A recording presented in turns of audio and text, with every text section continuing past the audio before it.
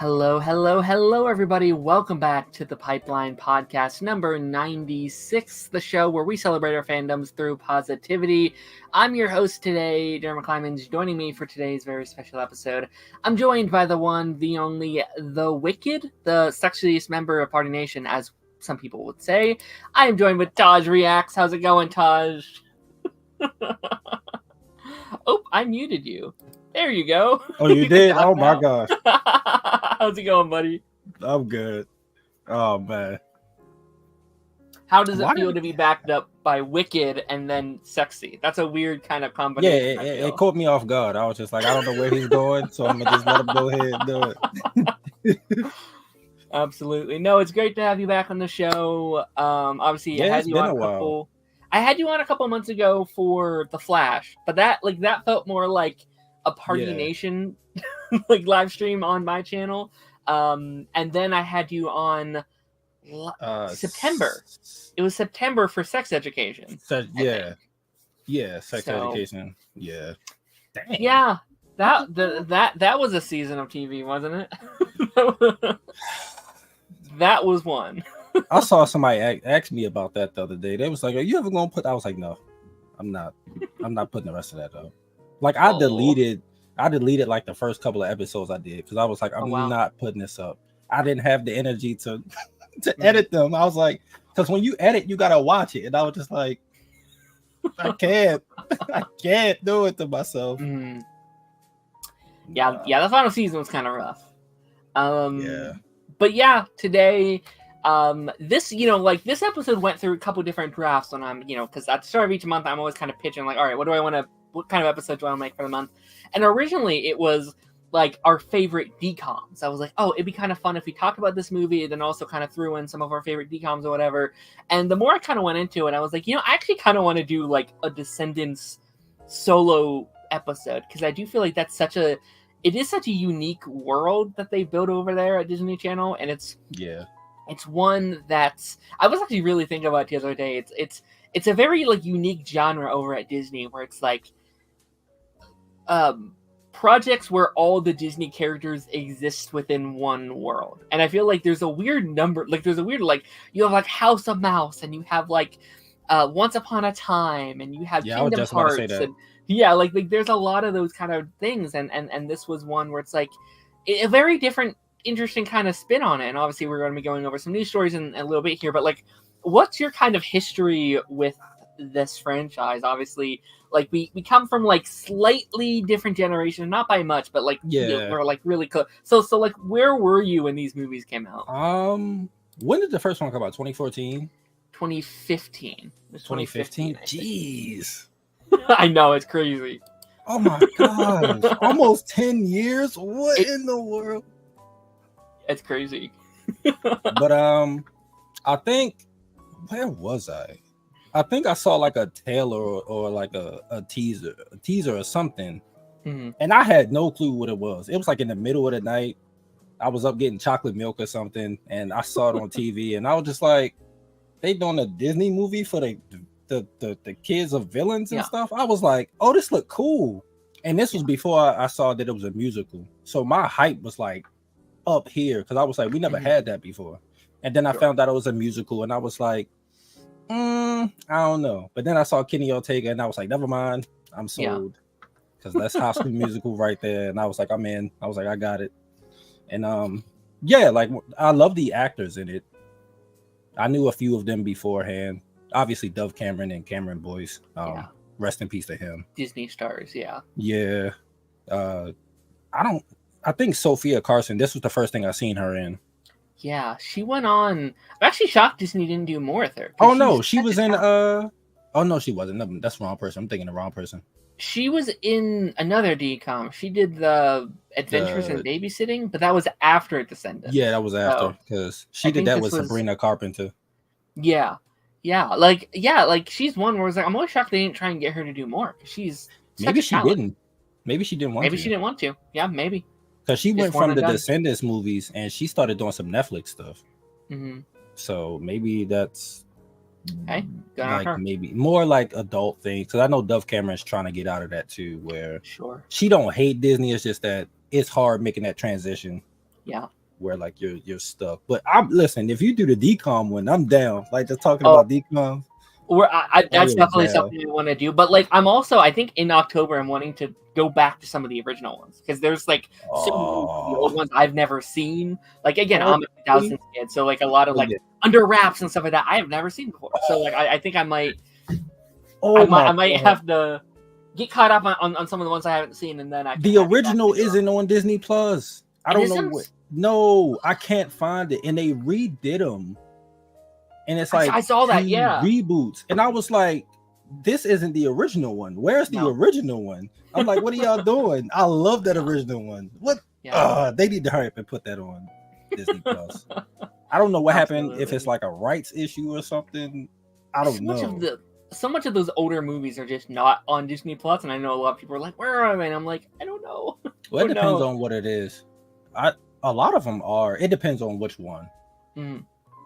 Because every October, I'm watching Halloween Town. I'm just sure. I love those. But I remember these movies being pretty big when they came out. Like I wasn't fully I wasn't in my prime of Disney Channel in 2015. Like I was starting to wean off of it, but I also hadn't fully weaned off of it yet. I was still into a lot of those shows. But I remember like the marketing was everywhere for that first movie, and it was there was such an energy that was put into it. I feel like where everyone's like, "Wow, this feels original. This feels like something we haven't quite seen before." This idea that like, all these villains would have children and stuff like that, and I would also say just at the time the idea of all the Disney characters kind of living in one world wasn't as popular yet back then. So like just that concept was super fun and super original. And I think the second one, like we'll go into, because I do kind of want to talk about each one of these.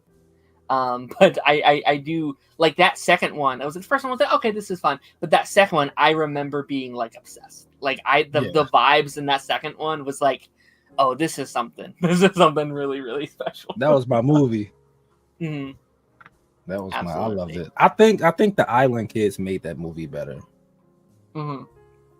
It was, and it's similar. It's similar. Like once you get in, because you haven't watched them yet, but the zombies movies, like when you get into them, you'll know what I mean. When I told you the other day, I was like the werewolf characters. When they get introduced into the second one, they make the movies better. They got all the best songs. Like I don't know what it is. The villains get the best songs. Yeah, it's just, I'm excited to I mean that's another franchise where I feel like I can't talk about decoms until I've seen those ones at least. Like those are such big ones. But no, I think we're maybe hopping into today's episode. Taj, we often like to start our episodes just by talking about things that we've been enjoying lately. If that's different TV shows, movies, games, books. Is there any piece of media that you've been really loving, that you've been watching, that you've just really been enjoying? I mean, House of the Dragon is out right now. Oh, sure. This season, I'm a little mixed on. I like it. But because I read the book, it's different for me. Mm-hmm. So it's like, it's changes. And I'm like, I don't like this. And it's bothering me to the point where I'm still enjoying it. But it's in the back of my head, like, this is different. I don't like this. Can they get rid of this? Or can they separate two characters? Like, don't do this. Don't focus on this. Yeah, that's kind of it right now. I mean, The Boys has been good this season. Yeah. It's been really fun. What else came out? I'm trying to think. I haven't been watching a lot. Yeah, like yeah, and then obviously Descendants, but it's been bad. Yeah, for me it's been a big kind of movie couple weeks. I've been like I usually watch more TV than movies, but I did obviously Descendants, which we'll talk about after a while. I did the re-release of Lion King, which was really, really cool. You did go see that. I did. That's my all-time favorite movie. So it was super cool to see it like in a cinema for the first time. That was unique. And I should have did that. I should have did that because when the movie came out, I think it's still playing. I think it's there for like a week. I think it came out I think it came out the year I was born, so it was no way I was able to see it. It was like 93 or 94. Sure. And that's one thing I wish I got to see in theaters is that one. I might have to, but Deadpool come out next week, so it's fun. Yeah, and then with Deadpool, I've been doing. Me and my friends since February have been doing like a slow rewatch of all the X-Men movies, and that's such a roller coaster because there's such high peaks and stuff. So this week I did New Mutants, which I remember loving when that first came out. Oh, really? I watched it again and I was like, yeah, this is pretty whatever. It's pretty This bad. is like, it's not bad. I just think it's kind of like, It's mid. it's fine. It's fine. And I watched the other day. I watched Daredevil, the film for the first time, which was also really? like, yeah, and that was because I had the lowest expectations. Like that was the weird thing. I was like, all right, this is going to be the worst combo, and I was like, actually, this isn't good, but it's also kind of like fun. Like I do think it rides that line of like so bad it's good, kind of. Yeah, it's like that. Those early 2000s. So bad that it's good, cheesy like superhero movies like Fantastic Four and stuff like that. But like watching it in real time, it was terrible. Oh my goodness, I was Jesus Christ. And I read comics as a kid, so like I knew Daredevil, and I watched that as a kid and was like, "That's not Daredevil. That's not Kingpin. I don't know who these characters are." Yeah, Elektra was kind of whack. I was like, "What is this?" The Elektra movie's next. So I'm worried about that one because I hear that one's even worse. So that one, okay. So the Daredevil one, at least is enjoyably bad. The Elektra one is just bad. Oh no! Like I can give you Daredevil, Elektra. It was like, why did y'all make this movie? Like it was not needed. A lot of stuff didn't make sense. I can't. I'm having flashbacks. I will let you know my thoughts when I watch it. Oh god! And then I am also watching Through the Bear for the first time, which is really fun. Okay. I still haven't watched it, and I heard it was really good. It is really good. It's such a weird one though, because I have a hard time watching it just because it is very like, it's a stressful show. Like it's a show when you put it on, it feels like you are going to work with these characters. It's a very the way it's filmed and stuff. Like it's a very stressful show. So it's a show I have a hard time putting on because if I come home from a long day of work, I'm like, do I want to go back to work? Like, do I want to you know do all of that again? Like I just got done work for the day. I don't want to think about work while I'm watching a show about people actually going to work. Like no, I'm good. Yeah, it's really good. I haven't got time to finish it yet, but I'm trying to push through on that. But yeah, I think we're going to be jumping into some news stories for this week. I was going through and I realized they were all Marvel stories. It's kind of been a big week for Marvel things. Obviously Deadpool's coming up, Comic-Con's coming up. We got a lot of fun things like that. Kind of talk about and go through. And the first one was a statement from Ryan Reynolds that came out a couple weeks ago that I actually thought was very interesting. I thought it could spark a fun conversation. So Ryan Reynolds thinks that no one can play Wolverine except Hugh Jackman. And I feel like this was almost doubled down by a clip that came out for Deadpool and Wolverine. This joke about he's going to be playing the character until he's 90. And I've been seeing a lot of takes online and theories online that people think Hugh Jackman will be the MCU's main Wolverine. And I kind of think that's an interesting conversation because I personally think that's a terrible idea. I agree with you. I think bringing him back for this movie, brilliant idea. I think having him in Secret Wars, I think is a brilliant idea. I think that's great. I do think, as much as I love Hugh Jackman's Wolverine, I think he's great. I think up until this point, he's been the best version of the character because he's the only one that's really gone to play that character. The only live action version. So I mean, what's your kind of thoughts on this? Just statement or just kind of like the environment around statements like this?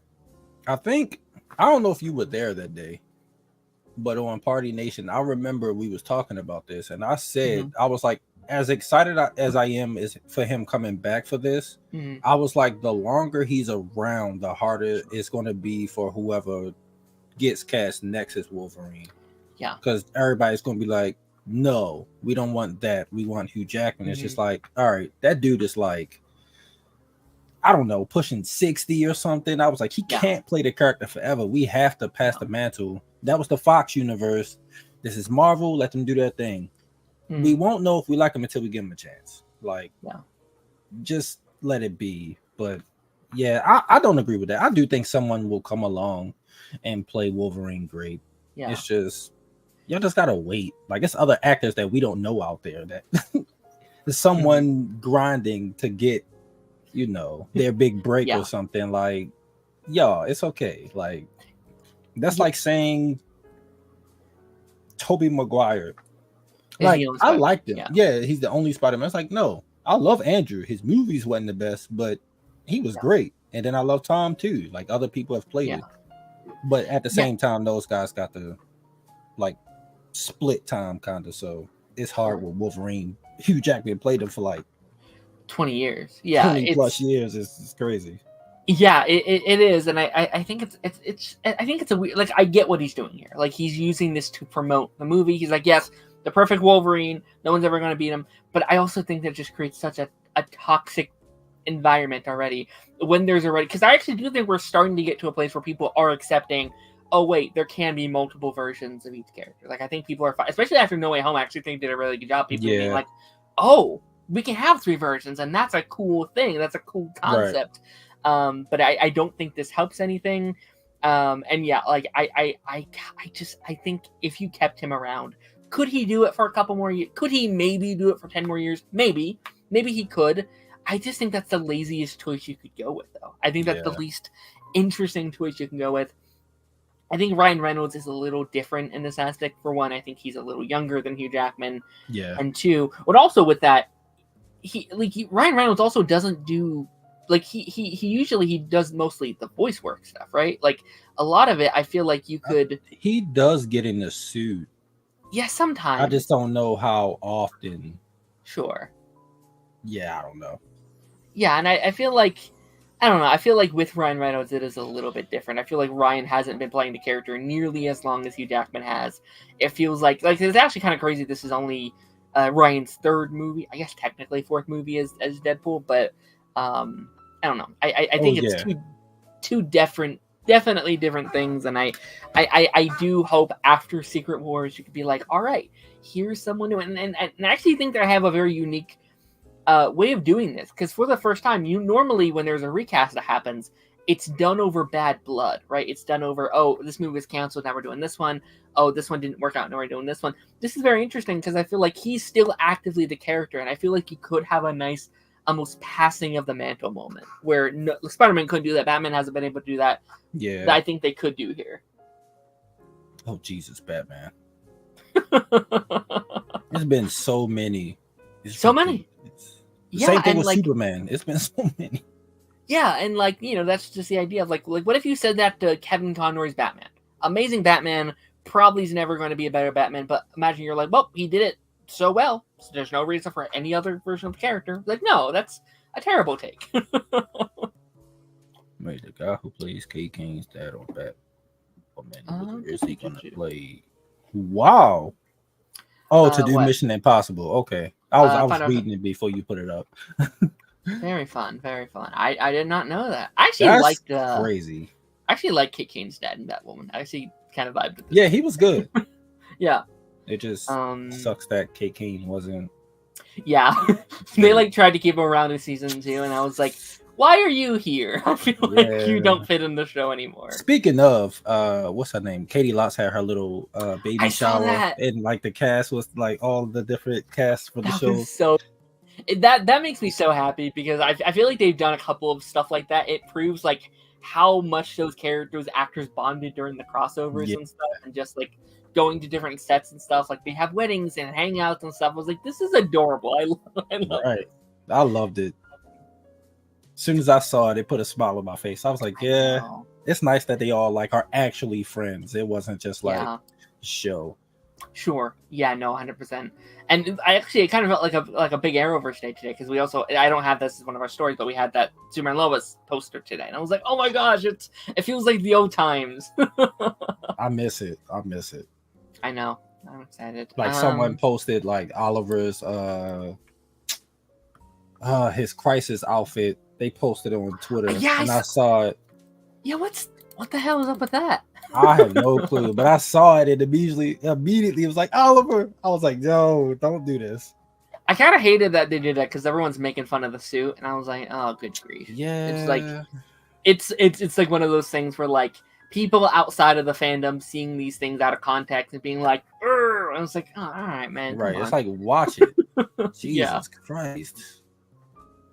All right, our next big story. Captain America: Brave New World gets its first trailer this week, which took me by surprise a little bit. I was kind of expecting this to drop at Comic-Con. I kind of wished it dropped at Comic-Con, but I don't know. I guess they were trying to get it out before it came out, I suppose. Maybe it was going to leak, and they were like, just have it. Probably. Or maybe they had extra footage that they're going to show at Comic-Con, probably. It was like, yeah, let's get this out there first. Sure. Yeah. I don't know. I mean, this feels like a pretty big MCU movie, a movie we've been waiting for. It was announced 2022, I think, when Falcon and the Winter Soldier finished his final episode. They were like, oh, it's happening, or whatever. Yeah, so, I think so. 22, 21, right? I think it was 20. Ooh. I think it was 21. It was like spring of 21. It was going into 22, I think. Okay. But the show, what came out first? WandaVision? WandaVision was first. And then Falcon and Winter Soldier came out. Yeah. Yeah, and that went into 2022. So yeah. So it's been about 4 years. A movie I've been very excited for up until this point. Like, I love Sam's Captain America. I actually really loved his show. Like, I know it got a lot of flack when it first came out, but I think now everyone's looking back on it and be like, oh wait, we are actually maybe a little bit too harsh on that show, and I think it's really solid. There's a few of them that people were a little too hard on. I'm like, that show was actually, I mean, the villain wasn't the strongest, but I don't think that was the main focal point. It was to develop Sam and Bucky's character. Yeah.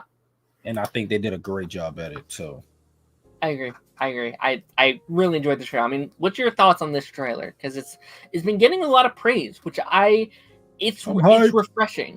It's really refreshing to have an MCU project and people are like, this looks good. Like, there's so much hate on the internet. So what's your kind of thoughts on this trailer? I am hype. I've been waiting for this since they announced Falcon and Winter Soldier show. Like, I was like, I'm waiting. Matter of fact, after Endgame, I was ready. I was like, when are we gonna get this? Because I know they're gonna do something. But I'm hyped. It gives me like phase 2 vibes. It does, yeah. Like the Winter Soldier and like just those movies. Civil War was phase 3, but like it gives me that vibe though. Yeah. And I'm kind of hyped. And it looks like they're going to be addressing the Eternals thing. Because in that quick shot, he was like flying. It was like the hand or the head. I can't tell which one it was, but yeah, I'm excited for that. People can finally shut up about it. Yeah. Yeah, I do think they should have addressed it, but I think they were afraid to because people didn't love Eternals, which I thought it was actually a pretty good movie. It's just we never see them characters, so it was hard to just introduce like a new big team of people and be like, they've been here this whole time, except they weren't allowed to intervene. So I don't know. It was also tough because I don't know where they would have put them. Like, like where, like what you put them in Spider-Man. Like it's hard to like where would you have put it or whatever. But the one thing I'm afraid of, and I hope it doesn't happen, it's a lot of Hulk characters in this.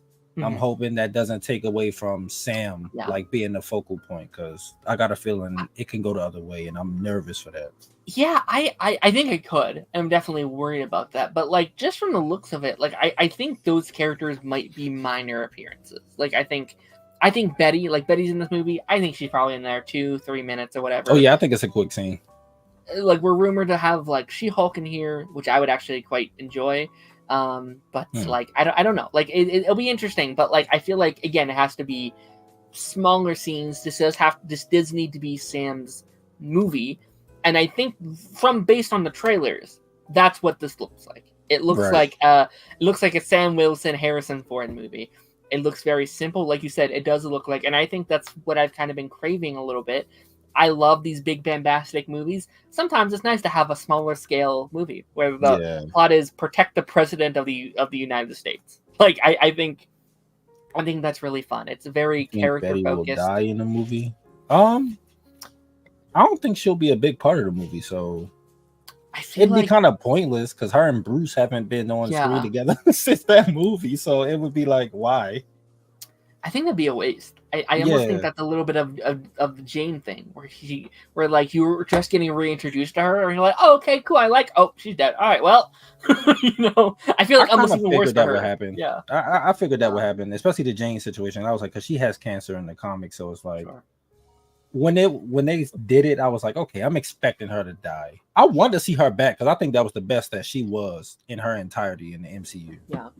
Oh, and I think Natalie Portman had like a lot of fun doing that movie. I think she was the best part of that movie. I thought I agree. The like Thor and her stuff bonding and kind of having fun was my favorite bits of that. That was the most they've ever had chemistry. I don't know what. Yeah. I'm guessing it was the directing for the first two movies because I was like, okay, so they do got chemistry. It's just that whoever did the first two didn't utilize it. Oh, I agree. Yeah, no, and I'm excited for the Red Hulk stuff. I'm curious how it's going to be utilized in this movie. How are they gonna put it to screen? How is Sam going to defeat a Hulk, or is he not going to defeat a Hulk? Like maybe, like how are you going to utilize that? But it looks he fun. Need help or something. I don't know, because he don't got the serum. Yeah, he got the vibranium suit. I'm pretty sure that suit will still be vibranium. Yeah, but it's like, what do you do against Red Hulk? Yeah, I mean, maybe he doesn't defeat him. Like, I don't think like I think this movie is going to try and be like, oh, Red Hulk's the villain of the movie. I don't think he's the villain, right? I think the leader's the villain. It might be a like maybe he's mind controlling him. Yeah, I could see that, or being framed or something. Yeah, well, he's supposed to show up in Thunderbolts, right? Red Hulk. I hope so. I hope. See, I'm trying to figure out. Marvel and Disney must have gave Harrison Ford the biggest check because he don't like being in nothing. It's ridiculous. Or he has this thing in his contract where if he's not feeling the character or think the character should go, it's like they have to die. Maybe he dies in Thunderbolts. Like maybe it's like a 2-movie contract or whatever. I guess. Yeah, maybe it's like a Coulson situation where he dies and all the characters are like, ah, shit, we gotta stay together to honor him or whatever. Speaking of Coulson, I'm actually happy for Chloe Bennett getting her new show. Oh, does she? Yeah, I forgot what it's called. It's based off a book or something. But I think it's supposed to be on Hulu or something like that. But I was like, oh, I'm happy for her. It's nice to see her in something. Yeah, I don't know. Yeah, no, this is a good trailer. This is a movie though, I will say, like, I think the trailer looks solid. I'm not this trailer wouldn't say 100% sold me though. Like I feel like it looks good, but I could also see this being bad. Like I can see like where they could just mock this up to be like, oh look, it's so good, and again, and there was like, oh, this is not what the trailer was. I don't like kind of like Ant-Man. I thought that Ant-Man trailer was great. That was not great. So crossing my fingers on that. One. Absolutely. Well, I'll definitely reserve judgment until we get like a full trailer because this was just a teaser. So I'm like, okay, let's see what else they give me. It's nice to see. I forgot his name. His Falcon.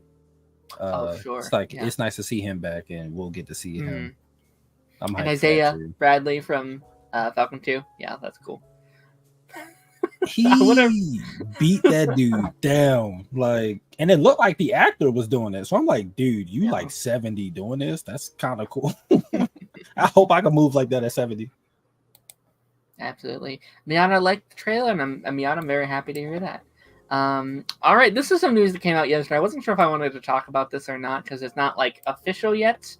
The Russo brothers rumored to return for Avengers 5 and 6. Now, this is actually something we slightly mentioned over in Party Nation yesterday. Is that yesterday? No, 2 days ago. 2 days ago. Obviously, Russo brothers did Avengers. Well, he did Avengers 3 and 4. Also did Winter Soldier and Civil War. A lot of people's favorites MCU movies. I love these guys. I remember when the Avengers movies were coming out, it was a huge deal because they're from Cleveland, which is kind of where we're from. So it was like, oh my gosh, like the people around here made one of the biggest movies ever made. Like that was a really cool thing. What would your thoughts be if they returned for these two? Would that be something you'd be okay with? I would say yes, but they haven't been around. Yeah, I had the same thought. Yeah, because what made like their run special in Phase 3 is the fact that they were integral, a part of like some of the bigger movies. Like they did obviously Winter Soldier. They did Civil War, which set up other characters to go different like they set up Black Panther, they set up the stuff with Bucky, they set up the stuff with like obviously them being on the run and all of that. And I just feel like they haven't been here. So would it be cool? Yeah, but then I'm like, they haven't been here, so they probably don't know what's going on. Yeah, I know I think they're producers on Captain America 4, which is a plus. Like Okay, they're that at least works. someone involved. But also there's the idea, because I had the same idea. I was like, well, they haven't really been around. But also, would any other director, like, they probably still at least have a little heads up on someone, like, if you got a brand new director who hasn't been in the MCU, like, you know, at least they know about Thor, they know about Sam, like, they know a lot of these characters already. I'd be okay with this. I've also just kind of said these, especially, it became very apparent for me in Phase 4 and 5, and this isn't always a bad thing, but sometimes I don't know if it 100% matters who directs these MCU movies, because it kind of feels like it's Kevin Feige. Like, I feel like whatever movie Kevin Feige wants to make is the movie Kevin Feige's going to get. So I don't know how much it matters who's in the director's seat, outside of, like, having a name on the title of director, and just them kind of going through what the overall vision is. With that being said, though, I think it's smart in terms of, like, recognition. Like, I think what Marvel, Disney as a whole is really trying to do is trying to bring back a good name, right? It's like Bob Iger has been doing a lot of, like, hey, we know what had come before sucked, it's bad, it's terrible, it's the worst, but we're here now to save it. And that's kind of feels like what they've been trying to do, and that I feel like is a little bit here, maybe not completely, but being like, MCU hasn't been the best, but guess what movies you did love? Those Avengers movies. Let's bring back those guys. So I feel like there might be a little bit of, like, desperate, like, a little, like, I don't know if that's actually what's going on here, but just in my head, I'm like, are they a little desperate to bring back Good Faith? Maybe. Is that a bad thing? Maybe not. It's just something that I've thought about. You know what I mean? I would love it. Just bring them back. Yeah. It's two people that they could trust and who's familiar with the world. Yeah. And so, I mean, and they only did what, 4 movies? Like, it's fine. And it's been a while since those movies. So it has. Yeah, it's been almost 6 years since their last Avengers movie. Endgame? When they come out? 2019? Yeah. So yeah, about almost 6 years. So, like, yeah. I mean, is it desperate? It might be half. It might be half and half. Like, hey, this is a good business decision, but also we need names because people keep dropping out of these Avengers movies. So we need someone to come back and do it. Sure. And it seems like go ahead, sorry. I think Bob Iger, I mean, however people feel about him, but that mandate that was going on while he was gone, he came back and was like, I'm not dealing with this. It was too much. We wasn't putting out no quality. People didn't like it. And since he's come back, like, the stuff that we've gotten have been good. Like, Guardians was good and Loki was good. X-Men 97, like, we've gotten good stuff. In fairness, though, we got stuff that was good before that too. But it's Phase 4 was mixed. Also, to be fair though, a lot of that stuff was, like, being made before he came back in. Like, I think Captain America is the first project post him coming back in, and I think you can kind of tell that a little bit, because they were like reshoots this movie, and then it feels like Captain America the Fantastic Four feel like they're like, make this good, like, get a great cast, get good writers, get it under control, and that's kind of what it's feeling like there. So he's doing something right. Like, it's easy to hate on the man, and we won't know until we see these movies, but it does feel like he's like, make good stuff. We need good stuff. Please. Yeah, like, this Fantastic Four needs to be good. And we can't we can't have another, like, I like those, like, 2000s movies, but, like, they weren't, like, the greatest films of all time. And they didn't need to be. Like, they were 2000 Superman movies. Like, it's whatever.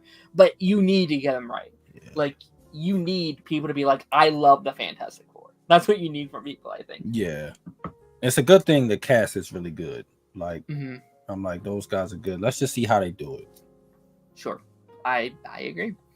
And our last news story, this isn't really a news story, it's just something I kind of wanted to talk about, because I think by the time, I think it's starting next week. San Diego Comic-Con is next week, and I kind of wanted to talk about what we are expecting or what we want to see from this event, because I feel like people are having very high expectations. People are like, oh, maybe they'll announce X-Men, maybe they'll announce this and this and this and all these kind of things. What do you want to see? You can, it could be from Marvel, it could be from DC, just kind of in general. What are you kind of wanting to see from this event? I don't think DC will show anything. Not the DCU, I don't think. I think, like that's not happening. So, which do you think that's a good idea? Because there's a friend of mine who thinks that's a bad idea in terms of just like they need to promo a year, like it comes out in a year. But if they're not done, if he don't have any footage, it would be smart not to just put something out. So I'd say leave it be. But I mean, DC, I'm not really, because a lot of their things are like mostly just announcements, like Superman and I believe, what is it, Peacemaker are the only things that are like they're shooting, like shooting. So everything else is just being, produced and stuff, like doing scripts and castings and stuff. But I would have waited, like if I was in, I would have waited for a couple of the things they've already announced. I would have waited to put out that Superman. I know they couldn't because they're shooting, but I think it would have been cool if they go and they put out an official new look at the suit, stuff like that. Maybe a couple of new casting informations that we didn't get before, like maybe I don't know what all they could have shown. But I do think it would have been smart if they could have had some kind of premise there, just to be like, hey, we're making something. We are creating a universe. Here's a little tiny tidbit, right? Maybe something for Peacemaker season 2. I don't know, something just kind of there. But no, they're doing stuff like it's definitely very DC TV centric. Like we have the Penguin, which is cool. I'm not too excited for Penguin, but it's there. I'm not either. I thought we were supposed to get that Superman and Lois trailer at Comic-Con, but apparently it comes out tomorrow, which is kind of a weird choice. But why did they just wait till next week? The show don't come out till October. Like what? Okay. Yeah, that's weird to me. And also, like, I kind of felt the same with Captain America and like Agatha. Like, I think those could have been cool to show at Comic-Con if they weren't getting leaked or whatever. But yeah, maybe it's other things that they're showing. Maybe, hopefully. But yeah, in terms of Marvel, like, I feel like they've been really hyping up Marvel's slates there. Like they have the Deadpool slate and they have just the Marvel studio and the animation slate as well. So 3 kind of whatever. Anything you want to see there? Hopefully they drop a trailer for Zombies so we can see what that even looks like Marvel Zombies.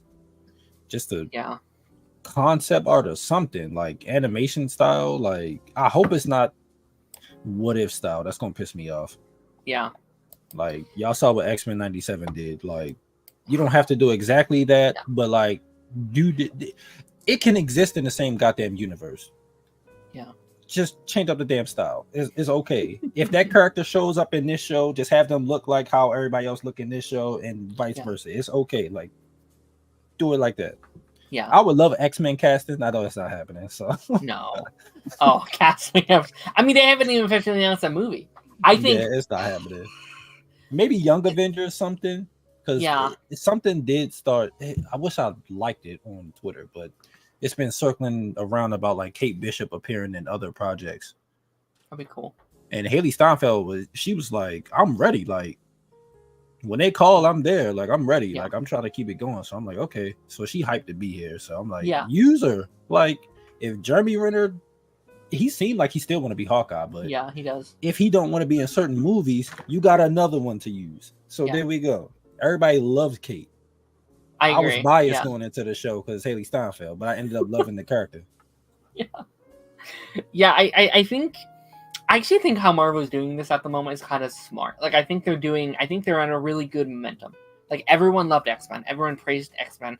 That put Marvel in kind of like the limelight again. I think the Agatha and Captain America trailers have been relatively positive. I know there's the controversies going around, and I don't want to speak on that just in general. But yes, that's the thing. Just the controversies with the movies, with Palestine and stuff. Like that's going to be a thing. And again, I don't want to speak on that too much. But I think they were positive, and I think going into having this Comic-Con is going to hype up a lot of things, and then we're going directly into Deadpool. Like that's a really good boom, boom, boom, boom, that hopefully get Marvel back in like the limelight again. People being like, yeah, Marvel's cool. They make good stuff. Yeah. And then if Captain America's good, we can just keep that trail moving. Hopefully. Yeah. So This would be the first Marvel movie. That'll be the first one in 2025, right? February. Yeah, it's February. That's the first Marvel project in general, I think. I mean, that come out my birthday month. I need it to be like. I think I heard something about it coming out Valentine's Day. Which, listen, I don't got no Valentine, and I don't know if that'll change by then. But even if I don't, I will go by myself. I'm going to see that movie. I don't care. February is kind of a weird time for like an MCU movie, though. I will say it. Like it's. I wouldn't have wanted to wait this long, but I probably would have done like 4th of July weekend. Like I think that could have been good. That's probably. I mean that's what it originally was. Like it was supposed to come out this month in another universe, but it was supposed to come out this year. Yep, and then it was like this. Yeah, because it was the Captain America in July, and wasn't it Deadpool in August or something? Yeah. September. I think it was like September or something like that. Yeah, but it was supposed to be later. November. It got moved up. Was it like Thanksgiving week? I don't know what it was. It's fine. It was something. Yeah. So yeah, that's it. But I think from what I want from Marvel is I don't necessarily need any new announcements. Maybe some stuff that's rumored, like maybe like Wonder Man, because that technically hasn't been announced at like a con or whatever. Yeah. But I kind of want them to be like, listen, this is what we got going on. Here are dates of when we're doing this. I think one of my biggest kind of issues with Marvel for a while has been like they announce stuff and then they don't get to do anything with it for 5, 6, 7 years, and it's just like it's exhausting talking. Like Fantastic Four been talked about for 5 years. Blade talked about for 5 years. That's exhausting. I don't want them to ever be in a situation like that again. Look, at this point, I don't think Blade is happening. I've said that to Lance and on Party Nation so many times. I'm like, just keep it. If they can't figure out what to do with it, I don't think he should have had a movie. They should have done like a series or something, or what is it called? The little Marvel movies, the special presentations. Yeah, those. Do one for Blade. Like why he don't need a big theatrical release? I mean, I get why they would want to, because the other ones had it, but like I don't think it's needed. I'm totally down with the movie, but I do think they're at a spot where I need them to be like, stop. Readdress what you want this project to be. Like, stop trying to push it, have dates or whatever. Get a group together, get your director, get your writer, sit down and be like, what do we want this project to look like? And I think doing what you did with Fantastic Four, which seems like they did, were like, get your shit together, buckle up, maybe wait a couple years, and then re-announce it in like 2027 or something like that. I don't know. But I just need them to do something, some announcements. It's some other stuff that's supposed to come out, but I'm like blanking. Like, aren't we supposed to get What If season 3 this year? It was supposed to. I'm not even sure anymore because it was supposed to be the next animated project. Animated thing. But then they said, oh, maybe it's Spider-Man now. I'm not sure. But I think the animation project. I think their animated station's what I'm really interested in, because you have just like what is going on over there, because we've been waiting, like Zombies, What If season 3, X-Men season 2, Spider-Man season 1. There's one more thing. Black Panther, which is also supposed to be this year. I'm thinking Oz of Wakanda or something like that. Yes, I think that might get pushed to next month, if I'm gonna be honest. Probably. Next year. I think it might. Maybe like a Black History Month thing with them. I'm not sure. But I mean, because Black Panther 1 came out in February. So do it. Yeah, because I went to see that like the week after my birthday or the same week. Sure. Because I think it came out only like a few days after my birthday, but like, I was in there. Sure. Yeah, no. I'm excited to see what they give us. I hope we have something now that we've got both of those trailers. Hope there's some. I guess just trailers for the animation stuff still. Just. I imagine maybe like a Spider-Man trailer. That'd be kind of cool. I think X-Men needs something as well, just in terms of like, just be like, hey, we lost our showrunner. This is what's going on. I still wonder what the heck he did. I think I mentioned it on Tuesday. I was like, if they just fired him for something stupid, he would have said something about it. And he hasn't said anything about like why he was fired, but he's not like going against it. So I'm like, what did you do, sir? Because there's like, why? There's a really weird environment, I think, around it, because everyone, I think, is blindly like, get him back. But I'm like, we don't know what he did. He could have murdered 5 people, and we're just like, yeah, you know, like exactly. Like, we need to wait to see, like, if it comes out and he's like, I left my dirty socks in the office. I'll be like, all right, yeah, bring them back. Like, what are you doing, right? But we need to learn what he did, right? And like I said, he hasn't gone against anything. Like since the firing, he hasn't like, oh, Marvel did me dirty or something. It's like, dude, what did you do? I actually think he's playing it very well because he's playing the victim in it all. Yeah. Like he's on social media being like, thank you for standing by me. Thank you for doing this. Here is disinformation and here and like he's like becoming like one of the fans along. Like he's doing it very well. I think he's doing a great job making everyone side with him. He's playing the side good. He's playing the role good. But then it's like, as that kept happening, I'm like, dude, what did you do? Because you're skating around it. Like, what did you do? Like, it's going to come out eventually. Just go ahead and tell us. Like, you did something wrong. At least acknowledge it. Like, if he came out and acknowledged it and apologized to the fans, I think they would have been open to bringing him back. Yeah. But he waiting. I'm like, and obviously Marvel hasn't said anything either. But sure. Yeah, it's tough. Well, it could be Bob Iger. Bob Iger probably came back and was like, "You gotta go. Get all these terrible people out of here." Yeah. Yeah. Like I don't know. We are going to be jumping into our kind of main conversation, but I do want to answer this question really quickly. Daren, did you like the Kite Man show or Lance Reddick voice as Lex Luthor? So it just came out today. What? Yeah, Kite Man's out. Lance Reddick did Lex Luthor? That was the last thing he was in? Yes, that's his last voice. I might have to check. Just because I might have to check it It's interesting because he was voiced by Giancarlo, and that's one of my favorite Lex Luthors. Yeah, he's a really good Lex Luthor, so they must have recasted him for this show. What has he played voiced Lex Luthor in? The Harley Quinn show, and this is like the spin-off of that show. So like when that came out, I was like, oh, interesting. I guess they didn't get Giancarlo back, but I'm glad because like I think Zeus and then Lex Luthor are 2 hell of a final roles to play. Like that's kind of a baller final too. I was rewatching that like a week ago. Yeah, and it got to that scene in that last episode, and it still gave me goosebumps. I was like, dude. That's my favorite part of the show. He had like a presence about him that was just like. I wish they could have let him have a little bit more. Like I knew they didn't. Unfortunately, they didn't. know, but also like in the book they don't get much in the first. I know. He's just so good. Get it though. I get it. He is. But I think they did that like ahead of time. Like we got this guy locked in.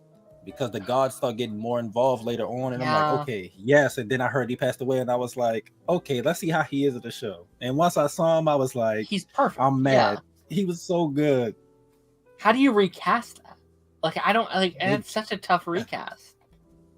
I don't know. Like, you gotta go get. I don't know. I don't know how you recast it. That's the thing. I don't know who you get. It's tough. It's tough because like, and like I know he shapeshift too, because I know people had an issue with him being black. I was like, dude, they shapeshift. Like, they got the best actor for the role. The guy who created the book approved. He chose the actors. It wasn't like the showrunners had the final say. No, he had the final say. He chose Annabeth because she was great for the role. Like, I'm just like, chill out, y'all. It's not that deep. Of course, it's based on Greek mythology. They wouldn't be white anyway.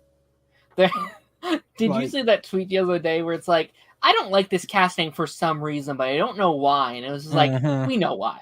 I think we know why. You might not know why, but we know why you don't like it. I was going to quote tweet it because I saw it a couple times, and I was just like, I'm a very peaceful person on Twitter, so I don't want the backlash. So I was like, I'm gonna just not do it because I don't want to have all the dude bros and stuff coming after me. I'm like, I don't have time for this.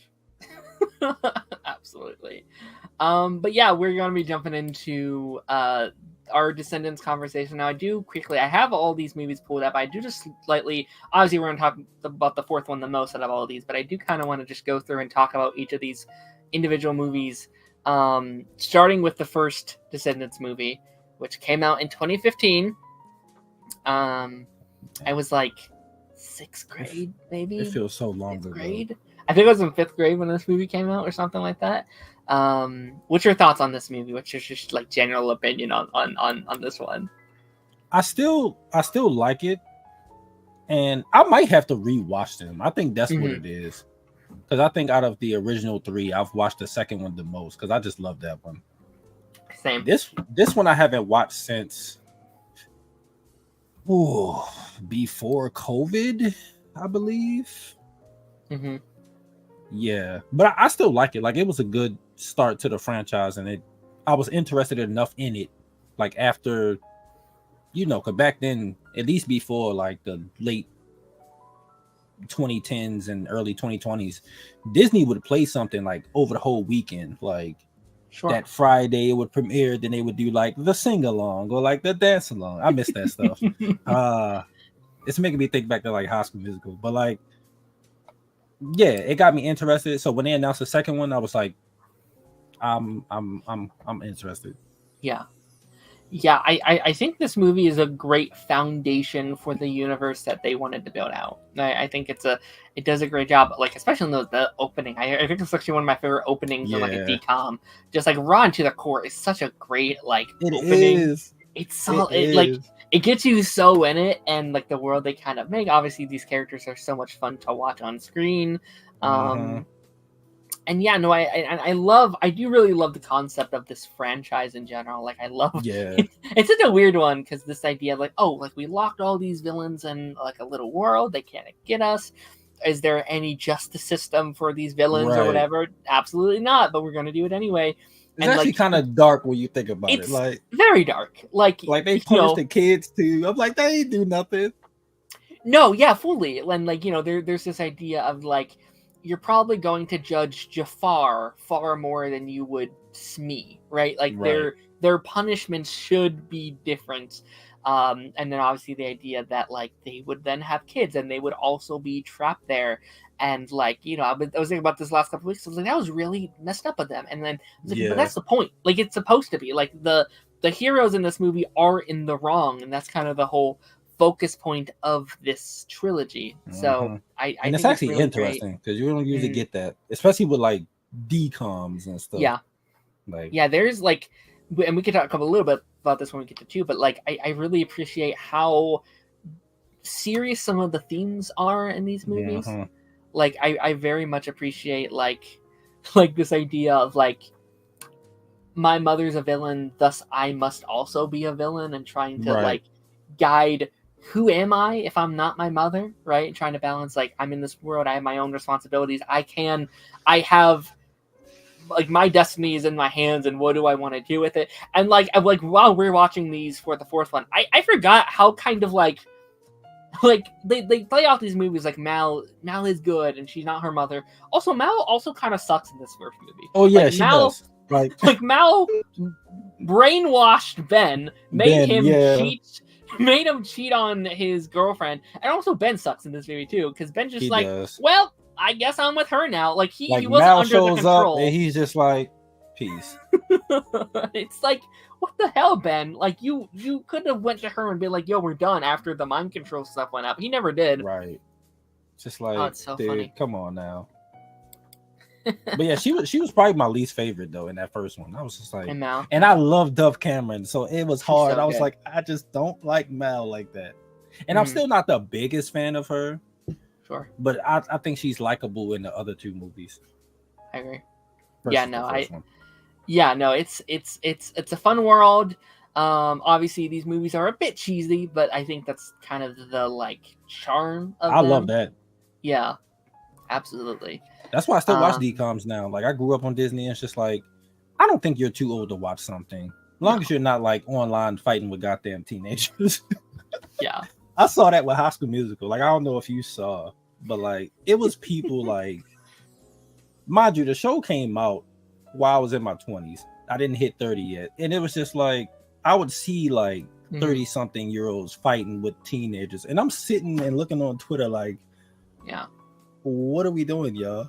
Like, it's cool to talk about how you feel about the show, opinions, but when you start arguing about like, especially relationships and stuff, I'm like,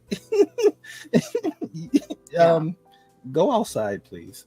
It's so easy to get caught up in like, it is the like veil of like a profile picture. Like, oh, I'm not. It's not like a real life conversation. I'm just on Twitter or whatever. But it's like, but your voice has real life consequences, not only to the person you're talking Right. to, but the real life people that are behind all this. So yeah, it's tough to manage, and it's also, I think it's always kind of tough to manage movies like this, talk about movies like this, because it's like these are movies made for children, like mainly, like that is the demographic. So should I go on here and be like, this movie, whatever, like this, like, do I Yeah. have the right to be like Descendants 3 is horrible, whatever? And it's like, well, try to balance that in a way. Like, I don't But know. also I would say that a lot of the movies, like growing up, like even though they were made for children, I also think the demographic was different when this came out versus like Mm-hmm. when I was growing up with Disney, because my mom was able to watch Cheetah Yeah, Girls with me, sure. because when you go back and watch Cheetah Girls, that don't feel like a decom. Like it No, feel like this was made on like Freeform or ABC Family or something. It feels I do think the eras are a little different in terms of like the demographic, like tone of movie. But like High School Musical 2 came out, I walked in on my God, mom and my yeah. stepdad watching it. Mind you, I'm in the basement watching it, and I come upstairs, I hear it from their room, and they just sitting on the bed enjoying the movie. So I do Yeah, think it also has to do with like the era, because I do think sure. once like the 2010s hit, Disney started trying to go more childlike, and I was like, Sure. I think y'all had a good sweet spot.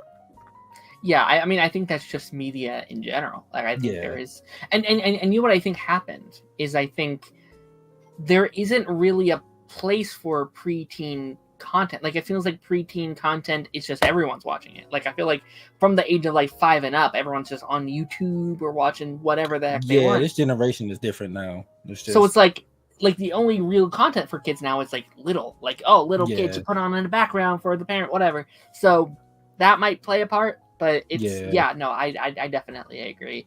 All right, our next one here, Descendants 2, easily my favorite Descendants movie. 10 out I of 10. love this movie.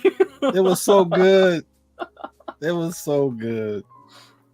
It's really, Oh I gosh. think like I think it just goes up for me, and like one of, like, I think it's a prime example of like how to do a sequel. Like, I think it Oh yeah. upgrades in terms of the the characters fully feel like they've grown into themselves. The songs are Uh-huh. better. I think their acting is better. Like, it just feels Yeah. like the characters have aged, the actors have aged, and you also realize the audience has aged a little bit with them. And I love when things do that, where it's like, your kids for this first one, but you're growing up, so we have to grow up with you. And I think that's amazing Right. when they get that. Absolutely incredible. I Uma's also probably, think that Disney doesn't do a bad job of like sequels. I can't think of a bad like trilogy that had like a bad sequel. I can't think of any.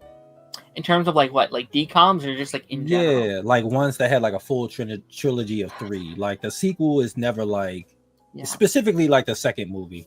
Now, if you talk about other ones, then sure. like I Cheetah Girls, the remember, fourth one wasn't, the third one wasn't the best, but sure. you know. I feel like they haven't done too many. Like, obviously you have Descendants, Teen Um, Beach had 2, yeah, High School Musical, clearly, yeah, Camp Rock had 2, I suppose. yeah. I don't know. Yeah. I ain't think about those. I don't know what's better for Teen Beach movie, because I like both of them equally, but for different things. Yeah. Like the second one soundtrack is fire. I love that soundtrack. Yeah. Oh my goodness. Ross carried that soundtrack. I was like, geez, boy. Yeah. I wish they let Jordan Fisher sing a little bit more. Because Yeah, I guess his if you really version of do, Falling for You was so good. yeah. I guess he really didn't do much in those movies, unfortunately. Unfortunately.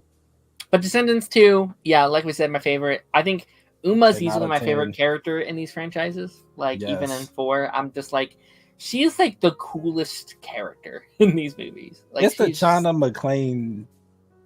yeah. She has so much aura about her as an actress. It's just like when she's in something, she's going to be good. I mean, we watched the Arrowverse, so like Black Lightning. She was easily one of, if not the best. How many movies does Cheetah Girls have? They have 3. 3? Yeah. I haven't seen them. Yeah. Oh, I really? haven't seen Okay. them. Nope. So what I'll say is you'll like the first one. Like you'll see what I mean. Like if you go watch Cheetah Girls, it don't feel like a decom. Like you'll watch the first one. Then the second one, I think Kenny Ortega produced the second one. So it's a little bit more dancey, and the girls are dancing and stuff more. And the music is good too. And then the third one, it was weird because like Kenny didn't come back for the third one. Raven Simone didn't come back for the third one because it was some beef like between the girls and stuff during the filming of the second one. So it was a whole thing. Yeah. I don't think it's as bad as people say it is, but it's not great either. So, but yeah, you should definitely watch those. We definitely got to talk about decom. We got to do like a decom. Yeah, that's I would love that. That's on the books for sure. But no, I honestly really love the theme of this movie of being like, we're not like, it's weird because it's a story about we're not where we came from, but also bringing where you came from with you to the next stages of your life is such a strong message, such an important message for kids, I think, where it's like you're not defined by your past, but also don't be afraid of your past is so good. Like it's such a good arc for Mal. And especially where I really just love where this franchise goes in terms of like, it's so easy to just be like, oh, it's a sequel, whatever. But like, they really carry out this 3-season arc of like how terrible the Isle is and how let's be honest, like how fucked up that is. And their thing of like looking, like having Ben go to the Isle and see the like tragedies of his parents. Like he's like, we did this. I am responsible, and I love having Uma be the villain of this one, being like, you chose them, you left us behind. How could you like? Right. That is such a good motivation for a villain. I think they do so good. I think she's the best villain because I don't think she's fully a villain. She's never like you understand her. Yeah, she's never truly a full-on villain. Like, and I think they do such a good job at it. She's just another one of those characters, which is why I think it's so easy for them to kind of like redeem her through 3 and especially 4. It's because like, well, she was never fully at that point. She was just, under circumstances and trying to do what's best for the people of the Isle. It's so like, I love the rap song with Mal, and like that's a very cheesy song, but I love it. But it is the thing, but it's like good though. Like it's like, let me help you. And it's like too late. Like you don't get to help us now. It's like, oh my gosh, it's so good. But my gosh, you feel her though, because like you leave, and it'd be one thing if you left, got accepted there, then came back and tried to help. But you just stayed there, like you left them. Yeah. I love the twist of like Mal, going to the ball and finally feeling like she's accepted or whatever, and Uma's there being like, I love him. It's like, oh my gosh. It's so crazy. Oh my gosh. No, I love this one. Any kind of thoughts on this one prior to us moving on here? It's just, this one is obviously it's the best one. I have no issues with this one. This was a 10 out of 10 for me. I love this one. Yeah. I might have to rewatch it tonight or this weekend or something. I might have to. Yeah. I mean, is there any other anti-heroes in these movies? I guess they're all kind of anti-heroes, I suppose. Fair enough then. It's always an anti-villain or a villain in decoms. Sure. Yeah. I guess now I'm thinking about they're all kind of heroes or anti-villains. They're all kind of on the edge. And Descendants 3. Now I'll say I really disliked this movie when it came out. Like, but it also came out probably the worst time for me. I was like I think I was in 11th grade when this one came out. Something like that. It was like 10th, 11th grade, and I was very much like, I wasn't watching Disney stuff anymore. I was very much like, oh, this is it felt very cheesy to me. It felt very out there. And I do think it's the weakest one of these movies, but I also think like it was also battled by like, oh, I'm too cool for this now kind of thing. And then like revisiting it through this new one coming out, I was like, I still think this is the weakest one, but I like it a lot more now. Like it a little bit more. It went up a little bit for you. Yeah. Because I think that like this movie, I think is a perfect example of great concepts, not great executions. Yeah. Like, on paper, there is like 3 different movies at play. There's a movie about Mal and her father and, dealing with like abandonment issues and trying to run the kingdom. There's the movie with Aubrey Audrey, Yeah, like I her think it's evil Audrey. arc. Yeah, Audrey. that one threw me off. I was like, Yeah. where did this come from? And then there's a story about a redemption arc for Uma, and it's like they mixed all Yeah. these really great storylines, and it's very clear they knew like, oh, this is the last one with this cast. We have all these ideas. Here they are, and it's Yeah. just like they don't have enough time. They don't like. I think it needed. It honestly kind of felt like a TV show, like the amount of plot lines you'd have for like a season of TV, and it's just like in an hour 20, you don't have the time to execute these ideas that I think you want to. And it felt I think like Incredibles 2, where it felt like you could tell with Incredibles 2, this was supposed to be like a TV show type of thing, but people was asking for a movie, so they was just like, all right, we just go put it in movie form. Oh shit! Apparently, Halo was just canceled. What the? I mean, I can see it. No one. That's very random, but also I'm kind of like that's kind of no one really liked it. It's still huge news. Yeah, it is. I'm gonna pull this up really quickly. Just insane. Fuck it. Yeah. Oh, and there's a boy Chainsaw just chilling at the bottom there. Yeah, it's canceled. I mean, not surprised. Did you watch the show like at all? Not at all. Me neither. I haven't played the games either. I played the video games, and I knew based off like the first episode, I was like, nope. Yeah, I'm good. That's fair. So thank you, Cameron. I very much appreciate that on the streets update. But no, like I think Audrey's the one that I think I'm the most frustrated with, because I think like I love that story. Like I think actually the first half of this movie is really, really good. Like I really like the prospect of like your mother, like there's that line in like the beginning of the movie where her grandmother is like your mother found a prince in her sleep, and you had it on a silver platter and you lost it. And I think there's the idea that like all the expectations on her was to be queen, and she lost that. Mal stole that from her. By the way, like Mal unjustifiably, like, and Ben, the way Ben treated her was also bad. And I feel like it was all leading to like a really, really good villain arc. I didn't even think she really needed the extra like evil boost. And I think she has that all there. And then when she takes the power, she becomes this like one-dimensional, I'm evil because I'm evil. And it was like, but you had all those really great elements already built in there that you could have just used and make her a very interesting villain. And it felt like that was lost when you made her this like, I'm evil because and then at the end when they like they defeat her, it's just like, oh, I got hit by a dragon or whatever, and it's like, oh, I give up. And it was just like, you have these really good concepts here, but I want you to then try to redeem her at the end. It was like, what? Yeah, she's like, I'm sorry guys, I didn't mean to. Like there's a real I think this is just a thing in general with these movies, and Once Upon a Time's the same way, but like they have a really bad justice system. I still haven't finished that. There is, oh boy, I think I'm on.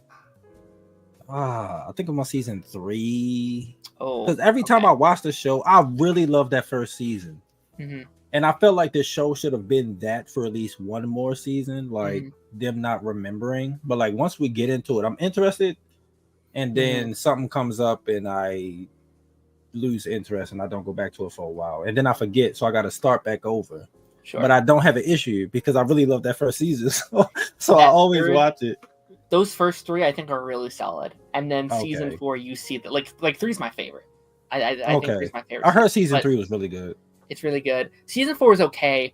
Season 5 jumps off the freaking boat. It's just like, oh my gosh, because I'm currently rewatching it for the first time in years, and it's like, because it used to be one of my favorite shows, and I'm rewatching it and being like, oh boy, this is kind of rough in areas. But no, like just go back really quickly. Like I feel like the show has a really weird sense of like its justice system, in that there isn't one, where it's like characters can just murder and kill and strive, and it's just like, well, we forgive you, and like that happened. Yeah, and like the ending, I think like in theory that's a really good ending to like the franchise. Oh, they're all free or whatever. But also you're letting free murderers and like rapists and like the worst of the worst. And I'm like, maybe we should have done this differently. Like, yes, free the innocent people that are on the aisle that didn't get a chance, Right. Give them trials, but maybe releasing them all at once was not a great idea. Maybe that's not the Yeah. direction you should have gone in. Like freeing like Jafar and like Maleficent and Corella, maybe I wouldn't have done that. But you know, That's I get crazy. what you were going for. Or at least release the kids that haven't like had the Yeah. proper chance or whatever. But no, I mean, do you have any thoughts on this one? I feel like I stole most of that runtime. Oh no, you're good. Like yeah, it's my least favorite. I don't. Yeah. But also, I do need to rewatch it because I think I watched it twice. Like the weekend that it came out, and I think that was it. I haven't gone back since. So. Sure. Yeah, I didn't go back until this one, and like, and I actually I will say because I didn't like the songs for this one when it first came out, and I rewatched it. I actually really like the music the second time around. I need like, to listen to the music again. I don't remember anything from this one. There's some really good bops in here. Like there's the I mean, obviously you have like the intro song that is obviously trying to be like the Run to the Core. Yeah. Not as good as Run to the Core or even Ways to Be Wicked, but it's still solid. You have that really good like father-daughter ballad with Hades and Mao that is really good. You even have like I know a lot of people like make fun of it, but you have the like Just One Kiss song from Eevee, and it's like this is really silly, but it kind of goes hard. Like it's still really fun. Sophia Carson has a great voice. I do think so good. She should have gotten a little bit more in the. Oh, I love Dev Cameron. I think she can sing. She's great, but that's a thing that is kind of very frustrating. Obviously, I really respect all of these actors' choice to step away. Like I actually think it's probably the right choice. It would feel weird if they all came back, but there is a little bit of disappointment. Like I'd love an Eevee movie. I think that'd be really cool. I'd love a Jay movie. Jay is so underutilized in these movies. They barely do anything with him. I feel like I don't know him. Like I feel like I like him because he's part of the crew or whatever, but I don't know who he is. Like I feel like there would be room if obviously things didn't go the way they did to expand the universe in different ways. We can talk about this once we get to 4. I kind of want an Uma movie. I think an Uma movie would like a solo Uma movie would be really, really good. Yeah. Cameron said, I only remember the song between Mal and Hayes. Yeah, it's a really good and also there's that I don't know if you like remember like I think the best song in the movie is like when everyone's like turned to stone and like Dove Cameron has that ballad at the end. It's like I know what you're talking about. This is so good. Like she's amazing. Like she was dope. But yeah, I agree with the Uma thing. I do think she should get a movie or a series or something. I think something. Descendants 4 proved to me like, oh yeah, there's room. She has much more stories to tell. All right, Descendants Rise of Red, the newest one, the one we're gonna like properly be diving into and talking about here. Obviously, it's been 5 years since the last Descendants movie, which is crazy. It doesn't feel like all that time has passed, but also it feels like it's been forever all at the same time. What's your kind of take on this newest Descendants movie? And obviously spoilers for Descendants 4 if you haven't seen it. We're gonna be jumping into some spoilers for the movie. Yeah. I loved it. I do think like I had to rewatch it because I mean you see y'all get the review, so it's a little different for y'all. But like as a reactor, you're kind of like in the moment. So sometimes when I watch something, when I do my reaction, I'll go back and rewatch it. I'm like, dang, now how I feel don't align with how I feel in my reaction. Like I might have liked something, but then rewatch it and then be like, But with this, like I liked it, rewatched it, and I liked it like way more. And I was like, okay, yeah, because I had a chance to sit with it on my own. I didn't have to record it or anything. I got to sit with the moments and stuff, and I really liked it. Like, the music is actually growing on me. Has it? Good. Yeah, a lot more of the songs are growing on me. So I'm like, okay. But yeah, I love this one. I thought it was good. Yeah, I think this is the one I have the most mixed opinions on because I don't want to like I don't want to come in here and be like this was fucking up because I really enjoyed this movie. Like I'm going to be going over some criticisms, but I don't want that to come across like I dislike the movie. There's just some things that I did have. Yeah, like nothing is perfect, you know. Yeah. I think a lot of my enjoyment is also just like it's another Descendants movies. Like these are movies I grew up on. It's so much fun to be back into this world, have new songs, have the way that they were able to kind of expand on what was already there. I think they do a really good job at like setting new things in place, which I actually think is the hardest thing they had to do in this movie, was like giving us new characters, expanding new ideas, which is going to be very hard after the original, because I think that original Mal is a really good character, Evie's really good, Uma's really good, making us care about these new set of characters. I think that's the thing they do the best. I really love Red. I really love Cinderella's daughter. I don't remember her name. Chloe. Yeah, I even like the new, like I even like I actually think they're almost better. It's like the Evil Queen, like young Evil Queen and young Cinderella. Like I think they're they were so good. They're really, really good. I almost think they're better than the main two. Yeah, I do too.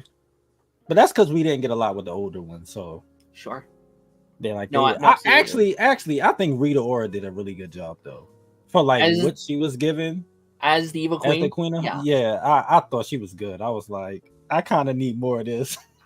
I think she was so good. Best version of Evil Queen we've gotten. Because like Alice in Wonderland isn't like one of my favorite Disney movies. Like I think it's fine. Mine either. Yeah. Like in the original, I think she's fine. In the live action ones, I think she's fine. Even in Once Upon a Time, like they do that weird kind of switch version of her, and this is fine, whatever. But I think they do such a good job on this one, like making her, and I think they balance it very well, because she is a very like stereotypical the evil character. Like she's that's who the Evil Queen is. She's off with her head, whatever. But I think this actress does a really good job at showing the sympathy in her acting. Like even when she's like, "Oh, my daughter sucks" or whatever, it's like, but why? Like you can kind of see in her performance, there's something under there that's trying to come out or wants to come out, but too afraid to come out. I think her performance was really, really good. Like I think she did a really good job, and I actually think the first act of this movie might be my favorite first act of any of these movies. Like I think the first act of this is potentially my favorite out of these movies. Like it's a really strong first act. Like you open up with a Red song is easily my favorite song in this movie. Like, that song is so good. It's really, really good. And I think Red as a character is a really solid contrast to Mal. Right? Yeah. Like they have very similar ideas. Like this idea that like, well, my mother was evil, thus I must be evil. But I think it's a very interesting contrast where I think Mal was evil. Like Mal is a bad person being redeemed, and Red is a good person trying to be bad. Like it's someone that's like, she said I'm evil, my friends think I'm evil, thus I must also be evil. And it's the characters around her and herself being like, but actually I'm not, am I? Like I'm actually this isn't who I am. I think that's a really, really good arc. Like I have problems kind of with the end of the movie, but I really love to see where they're like, no, you actually need to open the book. You need to realize, I've realized that you're not evil, and now you also have to do that. That's a really good moment. I really, really like that. I remember when she first told her to open it, I was like, now, if she frees, you gotta carry her outside. Because they were stuck right there for a minute. But I agree with you. Like, her arc, outside of Uma, she might be, in terms of arc wise, she might be like the second best like developed Descendants character. And I like Mal, but I do think they could have did a better job there. Evie, I don't think was developed enough. Jay and Carlos, they don't really do anything much with them. So it's like, and it's like she don't have friends because her mom doesn't allow friends, and like it's just, she is like, the Mad Hatter is like one of her closest friends, and he looks out for her, and that's sad to me because I'm like, everybody else, she don't have friends. Like she got like a curfew, and the people gotta be in their houses at like a certain time, and it was crazy.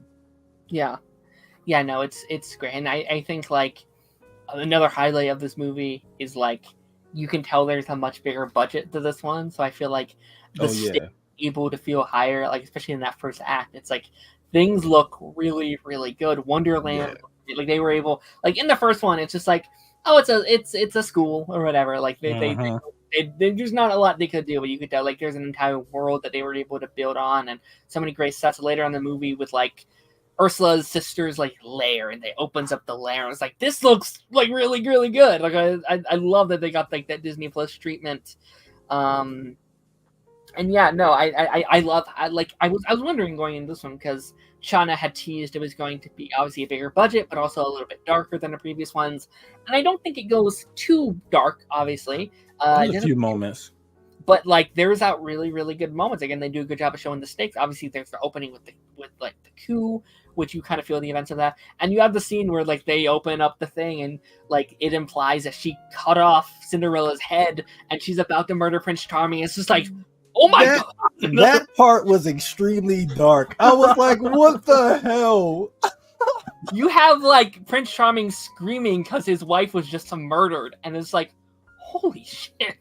Like And- the way that the scene was lit and everything, like Yeah. it looked like Thanos just snapped his fingers and everybody dusted. Like he looked like Tony after Peter like dusted. Like it was Yeah. crazy.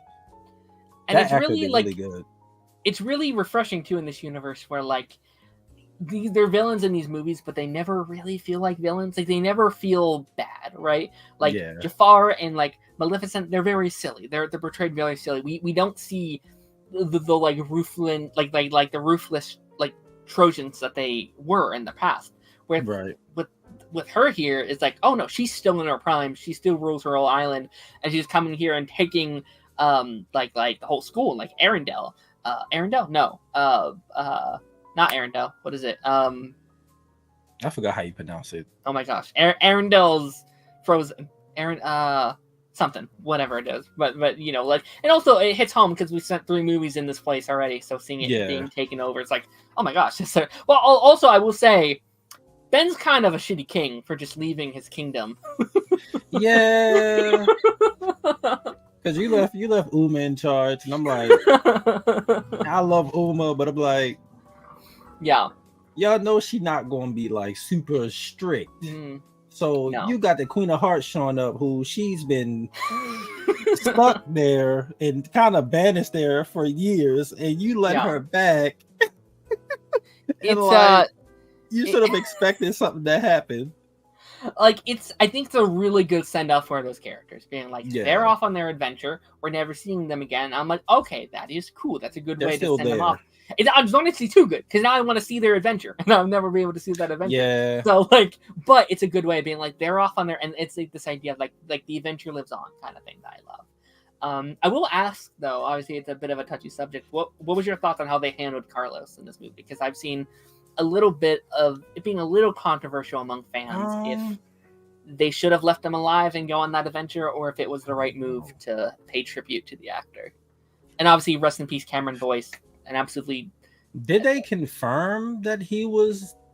Because I don't know. Maybe I gotta watch it again. It didn't feel like they confirmed he was dead. It felt like more.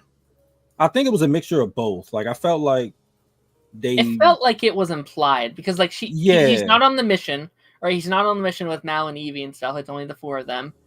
And then Uma has the it's what he would have wanted kind of thing. So I think it's implied that he's dead in this universe, which I've heard people being like, I wish they just let the character live on and be happy, which I can definitely get that point of view. But it's like we're never gonna see them again. And if they do appear in like these movies, then it's like, why mention the character if we're not gonna see them? Yeah. And I don't know.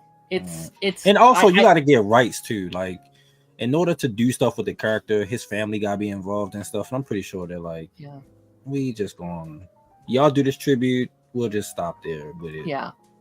I think the idea for most people though is like they wanted to know that the character was happy and the character got to live on in a way, which I can understand. Like I think I like the tribute. I like them just. I did. I think they did need a moment, if that was even like a rest in peace at the beginning of the whatever. Like I do think, because that was a lot of people's issues with them doing a 4th one, was like, oh, you're doing it without Cameron, and it was like, well, yeah, but it's not really a sequel to Descendants. It's a spin-off featuring more characters. Like I also don't necessarily think it's fair to like completely cut off a generation from a franchise just because one actor died. Like obviously a phenomenal actor, we will miss him.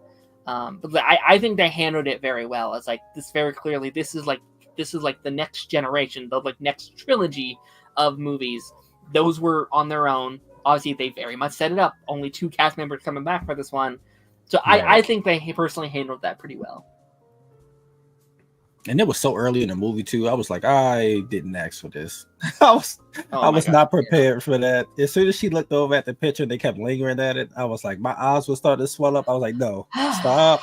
Yeah. I was like, stop, cut to the next scene. And thank goodness it cut to like old. And I was like, okay, the song is getting me kind of hype. I'm like, all right, I'm out that mood now.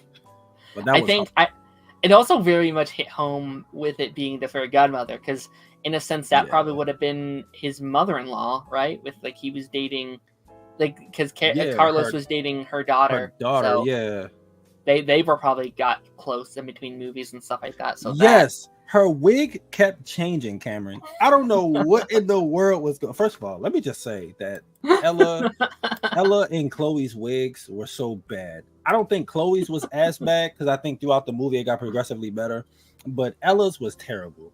It looked like they just put the string that come in Easter baskets. It just looked like they put it on her head, and I was just like, this wig is bad. It's really bad. I get it. She's supposed to be like poor because the stepmom not giving her nothing. But I was like, y'all could have made it look better than that. Like it was really bad. Yeah. Which if she was poor, would she have the blue hair? I don't know. It's weird. I was like, why did they give her blue hair in general? Yeah. It's okay, so this is something I kind of wanted to talk about, and this isn't a negative or a positive to say. They definitely okay, so this is obviously the world that they've already built in, but I do think for the first time we are now questioning how these stories took place, because we are definitely in a especially like characters being connected and stuff too. Yes, and like there's a thing where it's like, okay, Jasmine and Aladdin, that's cool. How does that work exactly? Like, how did they meet before they went to high school, and now they're just they go to high school after they had kind of met? You know, you have the like Captain Hook thing was like he already lost his hand. On the off time, is he off on sea battling another? Like there's things that's like I don't, and it's not a negative. I'm not saying it doesn't make sense. I just want to know how these storylines now work in just in their own universe, because obviously it's a separate universe. They can do whatever they want with these characters. What are their stories now that they're in high school and stuff like that? You know what I mean? See, I didn't pay too much attention to it, but now that you bring it up, like them already, like during that song, them already being together and stuff like. I ain't like a big one is like Hades. Why is Hades in high school? Like that to me, like why is Maleficent in high? You know, like there's some of these things. I'm not saying it's bad, because they will have their own lore within this universe on why they're here in different places. But it is one thing that I'm like, huh, this is interesting. Okay. And it's something that we never really had to think of like before, because in the original trilogy, they had their stories and now just their kids are going to high school. But this is like, no, they all went to high school. It's like, huh, okay. But then again, it wasn't separate. It wasn't all combined yet. It was just Merlin school. So maybe that's, but then like Jasmine and Aladdin, like they don't meet in high school. Yeah. And I get you can give a pass to like Maleficent and Hades being there possibly. Like maybe they were there young. I don't know. I try not to think too hard. Sure. No, that's fair. And I will just say, like, one of my things I wasn't a huge fan of in this movie was just like I didn't love the VKs in this one.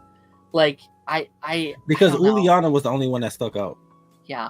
That's even then I think as much as I love her in this movie and I think her songs are great, I don't think she's a very compelling villain in the least. She's just like, because she wasn't really a villain. She was kind of just a bully. Bully number one. Yeah, she was kind of a bully, which I actually am okay with. I didn't need her to be like a villain because you're doing time travel. Yeah, I do think something changed, but yeah, and it's like, and you know, I maybe guess that's what changed it.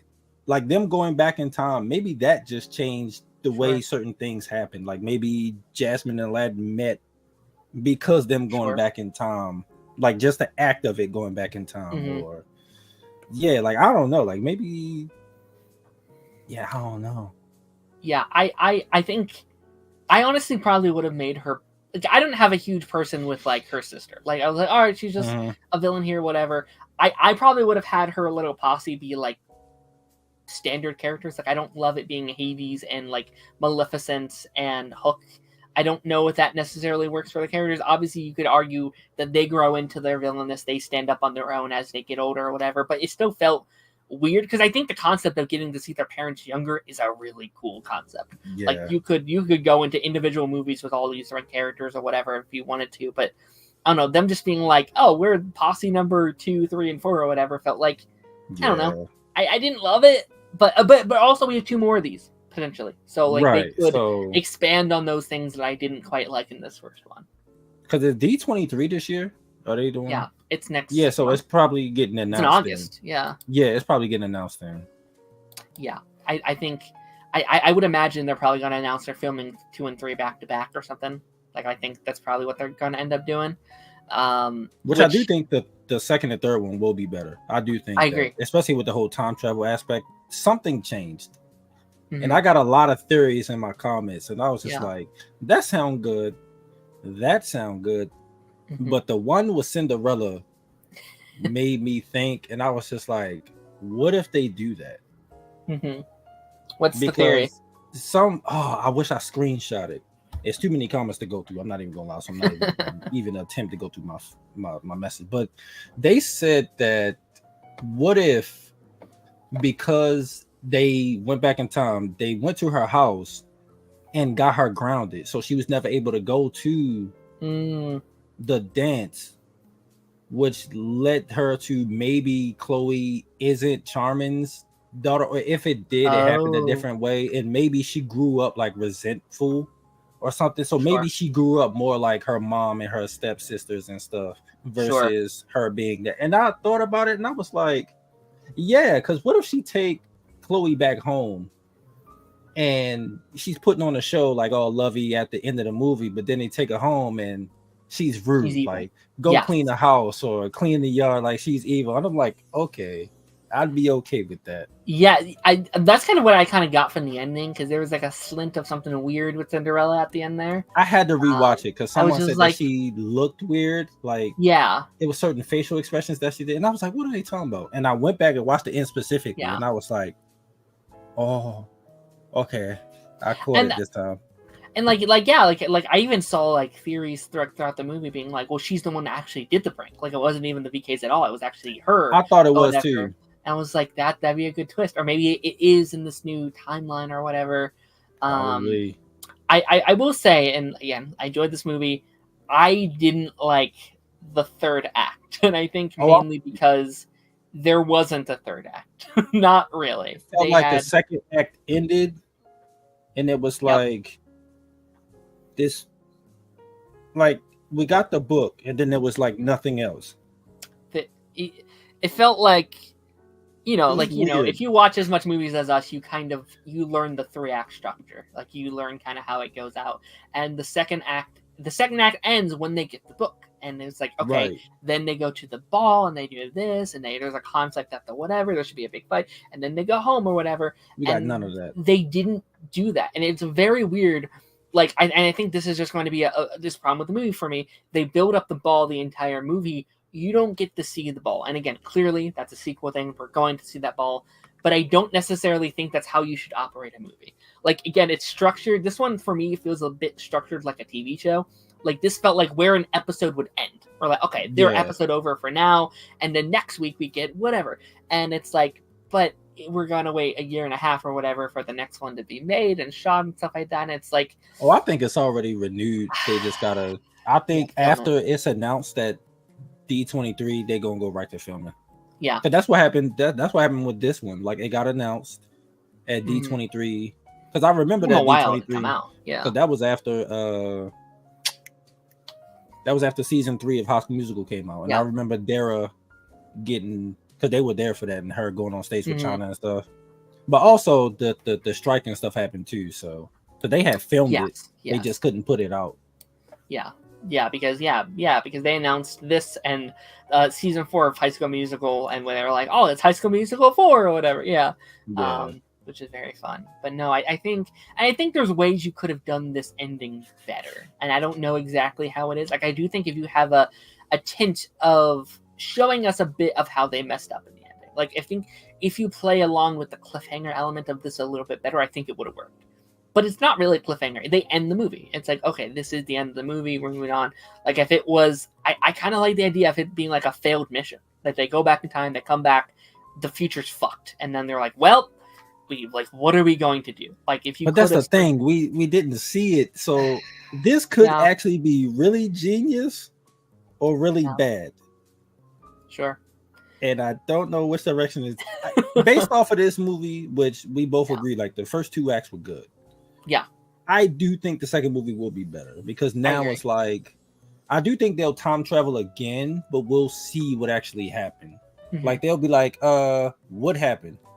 We got to go back to see what happened. But then does that undo what they did with Red's mom? And time travel is tricky in general. Mm-hmm. So it's gonna be interesting to see how they do it. And like, did it affect Uma? Because she was given a weird look too. And I'm like, okay, did she grow up under like her mom being evil and then her aunt being extremely evil now? Her aunt maybe raised her or something. Yeah, right. That's what I'm saying. I actually think there's a big reason, because I was shocked that we didn't use Ursula. I was like, why wouldn't you use Ursula? I think we see Ursula within these next 2 movies. I think they're saving her for something, which I think could be really cool. Maybe 3. Like Uma goes back with him or something. She has to face her mom. Oh, that'd be kind of cool or something like that. Someone said that they would get, and I thought of this casting, and I was like, it would be so good for Uliana in present day. Someone said they should get Raven Simone, and I was like, I love that. I was like, I would love that. She's still at Disney. Do it. Yeah. I would. She would do it. I agree. Yeah, that'd be fun. That'd be a good casting. What was I going to say? I was going to say something What else. in the world was that thud? I think it's somebody about to leave. Fun. Because I'm like in the basement, so like the garage is like over that way. And so I can hear when someone comes in and out the door. Yeah. So it's all loud. I also kind of want to mention about Uma is actually really liked how they wrote Uma in this one, because I think they do a good job at, like, it's so easy sometimes to erase development of characters when they become good, where it's like, oh, they're good now, there's whatever, but there's still traces of who Uma is. Like, she's not like, she's not Mal when she becomes good. She's very mischievous, you know. She's still herself. She's still herself, just very clearly have grown over these last couple years or whatever. Right. Now being out of the aisle, now having her freedom. What's up? Hello. What's up? What's up? Being here. So yeah, I really appreciate it. And again, like we were saying previously, I think I need more of Uma, because I think she is so cool. Yeah. I love the idea of her having a bit more of leadership and like control over, like, it's not Arendelle. I keep saying Arendelle. It's not Arendelle. It starts with an A. It keeps slipping my mind. I can't pronounce it either, so I can't even. It's or Ursula, or Raven being Ursula in present day. That'd be kind of cool. That'd be cool. I really want to see their Ursula. I don't know. I love seeing like new Ursulas. I don't know if this is true, but I saw on Twitter, and it's somebody who had a Descendants account, so I'm guessing they knew like information or something. Aradon. So apparently, it's Aradon. So apparently, goddamn, who was it supposed to be? They said something about Lizzo being Ursula. Like, she was actually, I don't know if it's true or not, but like her being cast as Lizzo. But then Sophia Wiley from High School Musical was also supposed to play like a younger version of her or something like that. And I was like, is this confirmed? I feel like she's too big for like Disney Channel though, right? Who? Lizzo? Lizzo. I mean, she did Mandalorian. That's Disney Plus. I mean, that's fair. You could argue the same thing with Rita Ora and Brandy. Like, yeah. Brandy's I mean, been big since the 90s. So it's like, which I was, because I almost watched her Cinderella movie in prep for this one. I'm kind of glad I didn't, because it's like, I should have known it wasn't canon by very clear thoughts, but like going into it, I was like, oh yeah, that movie's just kind of into this one, and then you go into it, it's like, oh yeah, they have different fairy godmothers. Like, you go back in time, it's clearly like Cinderella didn't have blue hair in those movies or whatever. Like, it's very clearly, but like, did you like kind of bringing those actors in and kind of like paying a tribute to that movie? Have you even seen the movie? Yeah, I saw it when I was younger. Okay. Like, I remember the first time I saw it, like my mom made like cinnamon rolls and stuff, and we watched it because that was a big thing. Like, especially like as a black kid, like we don't get a lot of Sure. those characters that we could see. So like that movie was very special to like me growing up, and especially because like Whitney Houston played the fairy godmother. So I Sure. thought in the movie, I was like, it'd be cool if they snuck in a little footage or something, but I was like, Yeah. I don't think they're gonna do it. But Yeah. I love the actors coming back. Like when she showed up, matter of fact, when he took the mask off, I was like, I started smiling. I was like, Yeah. yeah, this is nostalgic. And then she came out and they started singing together. I was like, nope. That was a I was really like, special I was moment. like, Yeah. y'all can't do this to me. That hit home. That took me back to my childhood. I was like, Yeah. it took me back to that day it came out. Like it was so weird. It's amazing. But I love their integration. Like it didn't feel forced. Like No. it felt natural, like they've always been there. And Brandy, I think, did a fantastic job. Like I actually think Yeah. she's one of the highlights of this movie. Her Yeah. song with like even like the Evil Queen, like they're or not Evil Queen, the Queen of Hearts, like they're back and forth about like what happened and like what you did. That was really really well done. I'm trying to think if there's anything else I have to say about this one. There's a lot. Like I actually will say, like in like defense of the third act, I will say there is a lot. They did a lot in this movie. Like they did a lot of setting up. Like the second act was long as hell. Like Yeah, it's like Jesus Christ, the second act is long. Maybe that's the thing. Maybe they were like, okay, we're getting a second and third one. Let's end it abruptly and make it seem like everything just was good, and then hit them with like oh, you thought things, because when China was like it's a price when you play with the fabric of time, and I was like, yep, there it is. I knew it. Yeah, I was like, I knew it was coming. So it's like set up. So I'm like, I'm okay with that. I'm like, okay, sure. I'm with it, and I do think they'll be more comfortable. I think they'll look at the criticisms just like any people do going into a sequel, unless Sure. Unless you're the person who created Thor or something like that, and it was just bad. But yeah, I do think it'll be better. I'm actually really looking forward to it, like how many characters they're gonna have, and how is the Descendants movies. I don't got Disney Plus. I might have to go to Taj's channel to watch it. I thought it was good. I mean, yeah, it's solid. I give. I got the full reaction on my Patreon. Y'all go check that out. Go check it out. Fun stuff. Yeah, I gave it like a 3 stars because I thought I really liked it, but there's things I think could have been done differently. And again, I like you said, I think they have room to grow, just like the first one. Like I think they grew from 1 to 2, in the original, run of the thing or whatever. So, do you have any kind of final thoughts as we kind of like exit our kind of talk of the movie? But young Queen of Hearts, she was definitely like a standout. She was really, really good. Yeah. She was so bubbly. Like, and I loved it. No, like the moment where they go to her room and she just in there dancing with her headphones on. I was like, I do that. Yeah. That's something I do. I put on my headphones and I'm just jamming. I don't care who see it. And I really like that song she was dancing to too. It's on the soundtrack. I really like that song.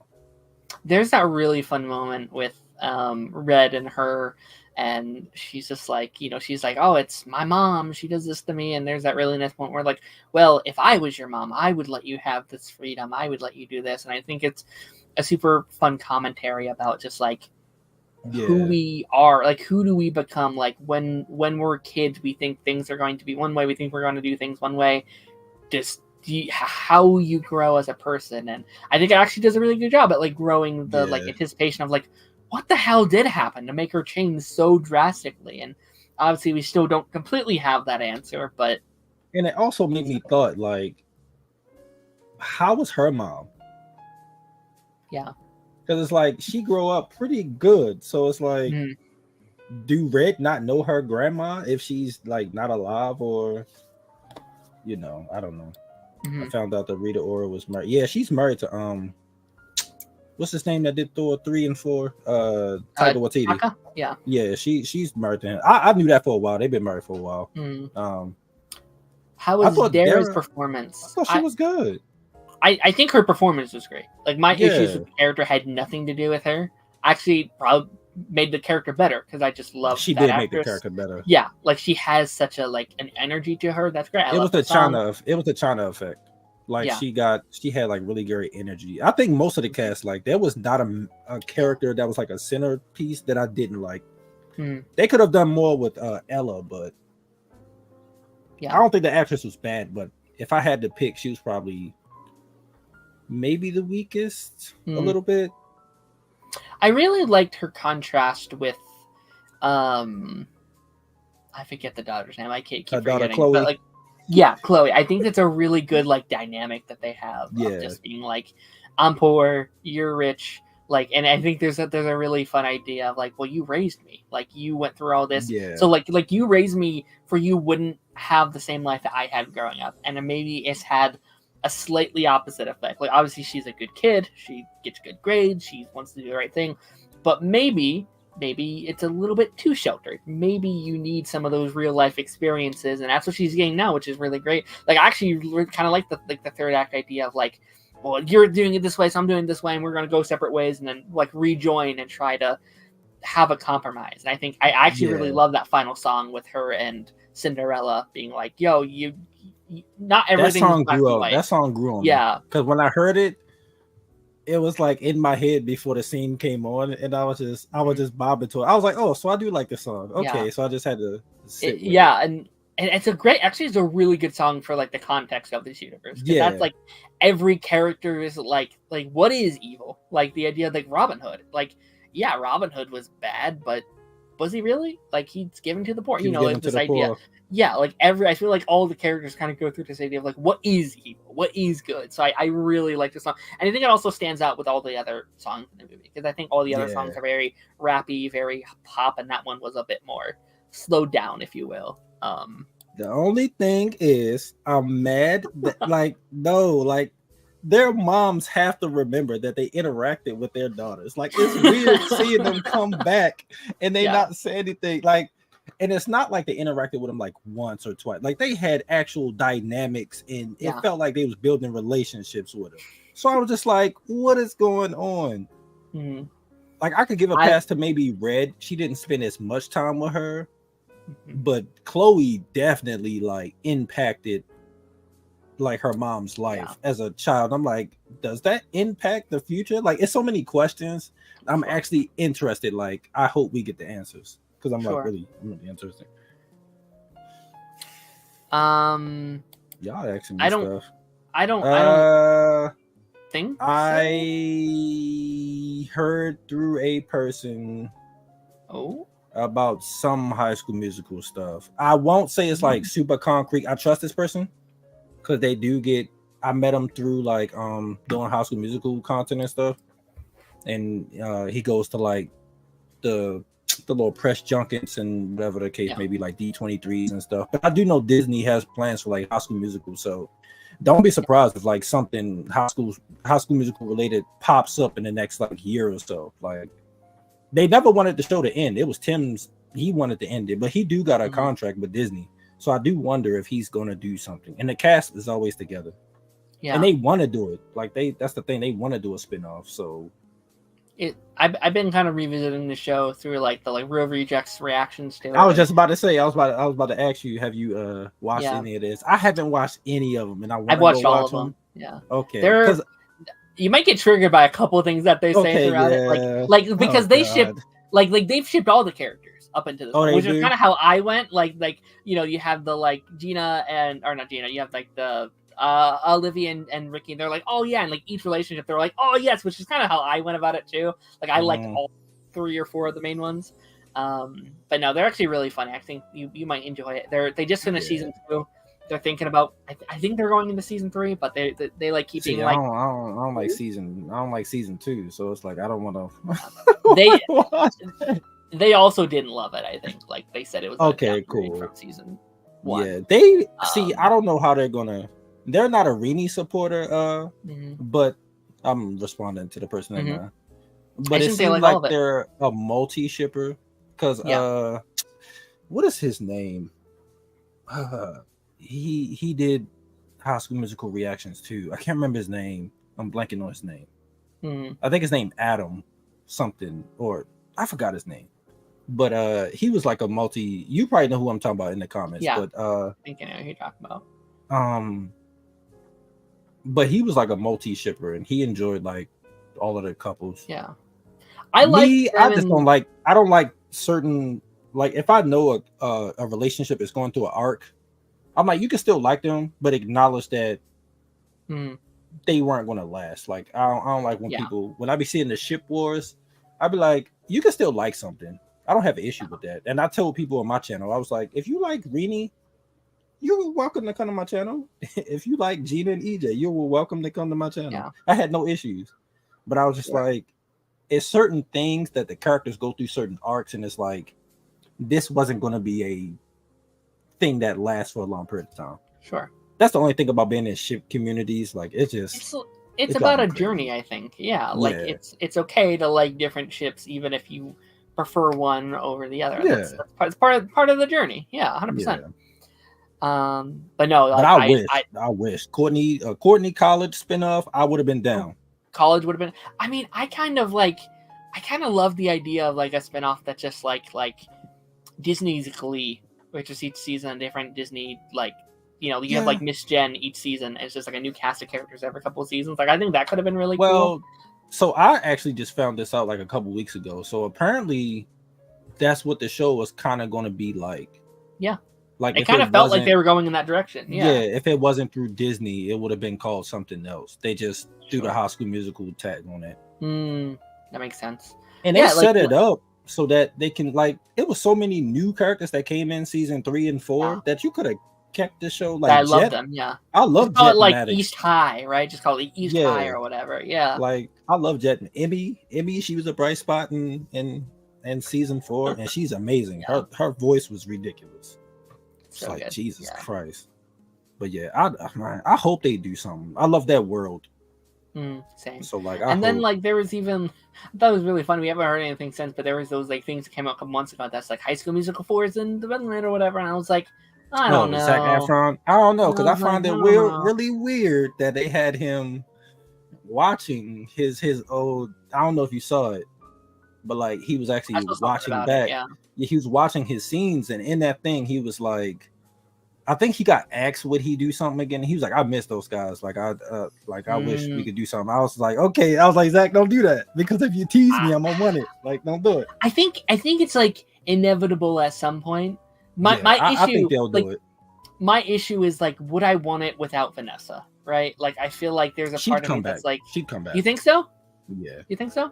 Okay. Yeah. Because I think her and Zach, their breakup wasn't internal in terms of like they had issues. She just didn't like the way that Zach was being perceived. Like at that point, he took off. Yeah. He was like a heartthrob. Girls was throwing themselves at him. She ain't like that stuff.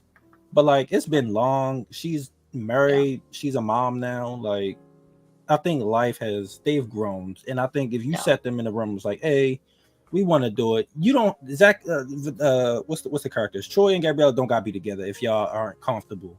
But I don't think people would hate it, because it's like they dated a while ago. It might be awkward, or they might be super comfortable and be like, you know what? Time has passed. There's no bad blood between us. Sure. Yeah, let's go ahead. I just want his Zach sing again. Yeah, I think it's such an I think it's tough. I think it's a tough movie to nail. Like, what's the tone you're going for? Yeah. What's the story that you're going for? Like, I love the idea. Like, call it like high school reunion, maybe. What do you want to do to put on a musical? Like there's aspects of that. Like, I would love it. How are you going to do it and do it justice? Because I think there's a lot. Because then it's in a weird spot, because it's like, who do you cater to? The people who grew up with it, like my age, who was actually like middle school when this came out. Like, is it for them or like a new generation? Because then it's like you might have to dumb it down some. Which those movies progressively got a little bit more mature. But it's what I like that the show did. The show came out the gate and was like, no, it's High School Musical, but we're gonna hit you with some serious storytelling. Oh my gosh, season 4 was the most soap opera thing I've ever seen. I loved it. I really did love it. It's like this character cheated on this one and this one with this one. And I was like, oh my god. It was so entertaining because there was so much happening. Like, everybody had their own story, and I was just like, I think he ended it too fast, in my opinion. I know we was talking about Descendants, but they have cast members that are in that show too. So like, I think the show finally hit its stride, and we never got a chance to like talk about it either. So we didn't. So like, I think that I love season 1. Like I still think it's good, but I don't think it picks up until like episode 5. Like the first few episodes, they're trying to figure out what they're doing, and I think episode 5 they hit like the sweet mark, and then the rest of the season was good. Then season 2 was a step back, and then season 3, I don't know what crack they had in their pens in that writing room, but it was ridiculous because season 3 was like so good, and I was just like, what in the world is going on? And then season 4 carried it, and I felt like they finally like figured out what the show finally is. Like, and I was like, you ended it right as you found out like your formula, and I'm just like, I feel like we were slighted. Had we got a season 5, I might be all right, but at first I was okay. I was like, I'm all right that it ended, and then I rewatched it a couple times and I was like, no. They needed that like senior year, because they never got their senior year. It. And they could have went like Tim, the creator, said he wanted to do like 6-7 seasons. He wanted his own Degrassi. He should have did it. Disney wasn't gonna cancel it. It was like the biggest thing on Disney Plus outside of like Mandalorian. Like, it feels like the only proper, like, I guess now we're getting stuff like X-Men and stuff like that. So now it feels, but at the time it was the only show that felt like a proper TV show, not these like Disney Plus events. It was like a proper TV show, and it had its own individual fan bases. Like I feel like Disney Plus didn't have shows with fan bases. Like you had Marvel and Star Wars, but that's because of the larger fan base that they're catering to. This was like just a fan base in itself. Original. Disney Plus original. I guess you could argue the High School Musical fandom, whatever. But I feel like it grew its own fandom outside. Like you have High School Musical fans, and then you also have High School Musical, the series fans, which I think was really, really cool. And it came on TV too, because like season 1 Disney they put Channel, on TV. Like it came out that Friday, and then that following week they would put them on that week, and it did for like a TV. That's the issue I had with season 4, because they put it all out at once, and I was just like, why did you do that? I got sick that week. People thought I was joking on Twitter, because I was like, after I'm done these reactions, I need to take a break. And they was laughing, and I was like, nah, they're serious, because it messed up my sleeping schedule. I was like, I have to pump these out or I'm gonna get spoiled. It was on ABC. And I think they did it on Disney Channel. It was on Disney Channel too, or at least the earlier seasons were. Yeah, season 4 and 5 can't go on Disney Channel, especially season 4 with all the cussing and the bleeping. I was like, that's not happening. And Tim actually said like the first 2 seasons he wanted it to be more like realistic in high school, but because it was Disney, he had like a certain amount of times they could say certain words. So he would use like the hell card like once a season or the next season. But he was like, by season 3, they was just like, go ahead. Yeah. Just whatever. Yeah. Yeah, no, it's like I was saying, like I'm rewatching it through the rejects, and I'm like, I'm missing it. And I was like, man, I kind of wish they'd do something. Like it'd be cool if they could somehow do something with some of those cast members again. They will all come back. That's the thing. They're all interested. Anytime they get asked, they're like, yes. Like, do it. If Tim announced something at the end of the year, I'm gonna lose my goddamn mind. I might go live. I don't even go live on my channel. I might go live. I might just bring some gather me up and be like, come on, let's talk High School Musical. Oh like, my gosh. I will definitely hit you up. I'd get the people I interact with on Twitter. I'd be like, y'all want to hop on and talk? Like, I would do it if he announced something. I mean, D23 maybe. I'm hopeful that something High School Musical related will come back. Yeah. I mean, I would actually not be shocked if they announced High School Musical for D23. Like, I'm not like positive about it, but I could see a world where that happens. Yeah. So, and I'd be hype. I'd be right there. Like, let's go. Like, absolutely. But yeah, I feel like we should probably start wrapping this up. Do you have any final thoughts on Descendants? before we end this? Really enjoyed it. I'm definitely looking forward to the second and third one. I wonder if they already, maybe not scripts, but maybe have an outline on like where the story's going to go, and maybe they'll talk about it at D23. So I'm looking forward to that the most, like what they're going to do next, because and is everyone coming back? Like Rita Ora, Brandy, like it's all those people coming back. So I wonder. Hopefully.